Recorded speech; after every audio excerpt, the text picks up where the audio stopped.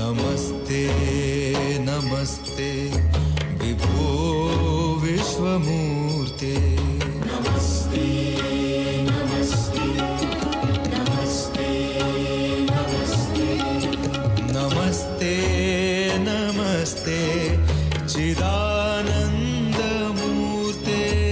नमस्ते नमस्ते नमस्ते नमस्ते नमस्ते नमस्ते तपोयोगगम्य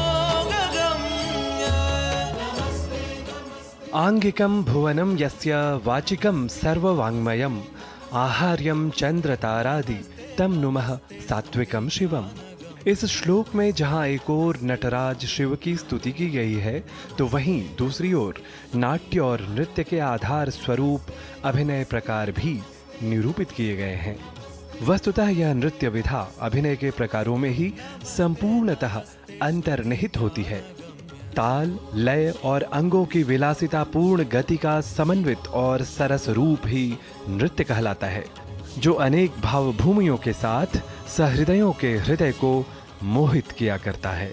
भारतीय वाङ्मय में या ज्ञान परंपरा में माहेश्वर सूत्रों के पृष्ठभूमि के रूप में सुख्यात नृत्य कला की स्वयं की प्रकृति और आधार भूमि क्या है, इसे कुछ यूं समझा जा सकता है। प्राचो अगाम नृत्ये हसाय। ऋषि कहते हैं कि हम आनंद के लिए, नृत्य के लिए संसार में लौटते हैं। अथर्ववेद के पृथ्वी सूक्त में यस्याम गायन्ति नृत्यन्ति भूम्याम मर्त्या बैलवाह, इस धरती पर उमंग में भरकर मनुष्य गाते हैं और नृत्य में थिरकते हैं, ऐसा वर्णन ऋषि करते हैं। नृत्य कला का प्रथम उपदेश शंकर ने भरत मुनि को तंडु के द्वारा दिलवाया, ऐसा नाट्यशास्त्र में वर्णन मिलता है। यही नृत्य कला नाट्यशास्त्र में चतुर्थ अध्याय में तांडव लक्षणाध्याय में भरत मुनि ने विस्तार से बताई है। गेयादुत्तिष्ठते वाद्यं वाद्यादुत्तिष्ठते लयः लयताल समारब्धम ततो नृत्यम प्रवर्तते। इस प्रकार परवर्ती भारतीय ग्रंथों में समग्रता से नृत्य तत्व को हम व्याख्यायित पाते हैं और नृत्य, तांडव, लास्य, देशी आदि प्रकारों में नृत्य के अर्थ को पारंपरिक और आधुनिक स्वरूपों के साथ प्रतिपादित पाते हैं। अत्यंत प्राचीन परंपराओं पर आधारित नृत्य के अन्य शास्त्रीय रूप कैसे विकसित हुए, इसका उत्तर हम इस प्रकार पाते हैं। आधुनिक काल में इसका पुनराविष्कार रुक्मिणी अरुंडेल ने किया। उन्होंने दक्षिण की वारांगनाओं को सादिर शैली में दासियाट्टम नृत्य करते हुए देखा तो उनको अनुभव हुआ कि यह तो भरत मुनि जो नाट्यशास्त्र के चतुर्थ अध्याय में नृत्य बता रहे हैं उसी को ये वारांगनाएं कर रही है। उन्होंने इसका नया नाम भरतनाट्यम दिया और इसका पुनराविष्कार उन्होंने किया। इस प्रकार से शंकर इसके आद्य कला गुरु हैं, नटराज हैं। उनसे प्रारंभ होकर के और 20वीं शताब्दी तक भारत में यह नृत्य कला विकसित होती रही है।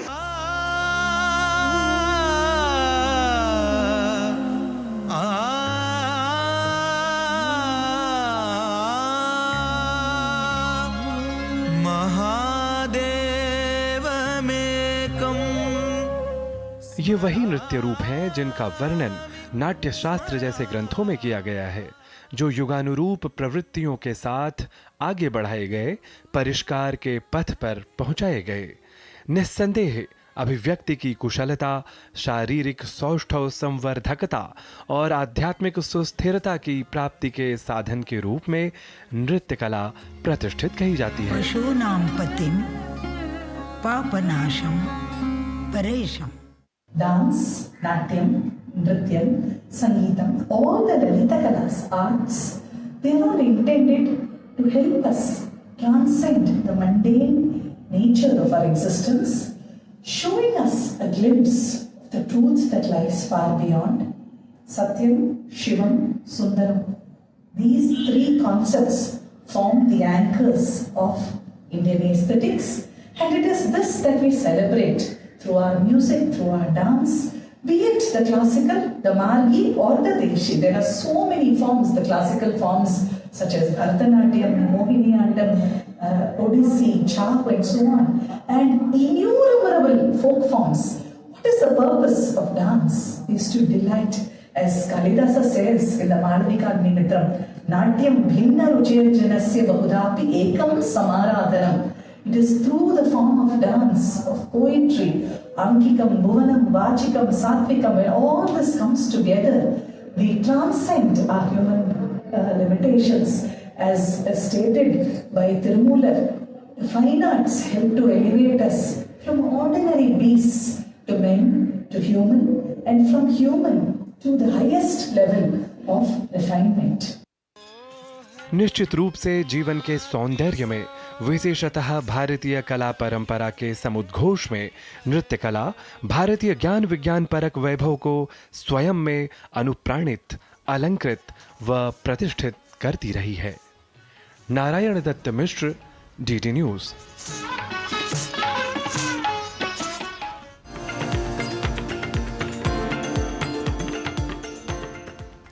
जीवन में ऊर्जा का